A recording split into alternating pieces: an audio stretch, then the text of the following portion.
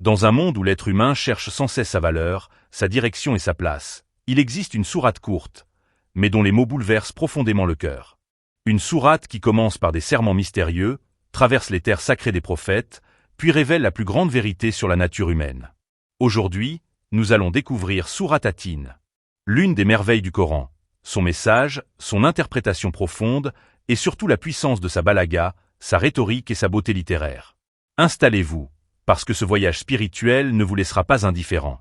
Sourate At-Tin s'ouvre par 4 serments puissants, le figuier, l'olivier, le mont Sinaï et la cité sacrée de la Mecque. Le figuier et l'olivier rappellent la bénédiction, la pureté, mais aussi les terres où ont vécu d'anciens prophètes. Le mont Sinaï renvoie à Moïse, là où Dieu lui parla directement. Et la Mecque, le pays sûr, symbolise la sécurité, la révélation finale et le message de Muhammad. Ces 4 serments nous amènent directement à une vérité essentielle. Nous avons certes créé l'homme dans la forme la plus parfaite. Allah nous rappelle ici notre noblesse, notre dignité, notre capacité à raisonner et à choisir le bien.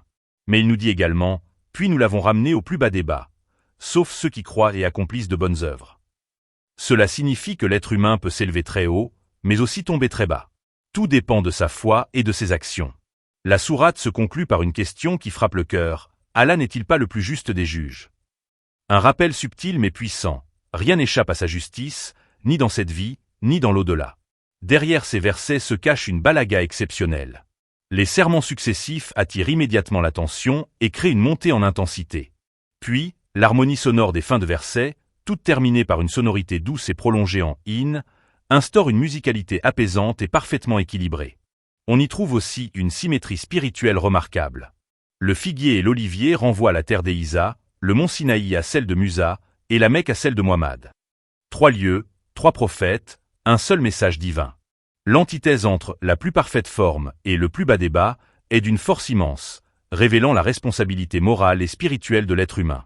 Et lorsque le Coran dit « puis nous l'avons ramené au plus bas des bas », aucune précision n'est donnée. Cette concision parfaite, ce silence maîtrisé, ouvre la porte à la méditation. Chacun doit réfléchir aux causes de l'élévation et de la chute. Enfin, la sourate se termine par une interrogation rhétorique, Allah n'est-il pas le plus juste des juges? Une question, mais en réalité une affirmation. Une vérité que le cœur reconnaît instinctivement. Sourate At-Tin nous rappelle que l'être humain est noble par nature, honoré par sa création. Mais il peut se dégrader s'il s'éloigne de la guidance divine. Elle enseigne que notre valeur réelle vient de notre foi, que nos actes déterminent notre élévation, et qu'au final, Allah est le plus juste des juges. Si cette exploration de Sourate At-Tin vous a apporté quelque chose, n'oubliez pas de aimer, de vous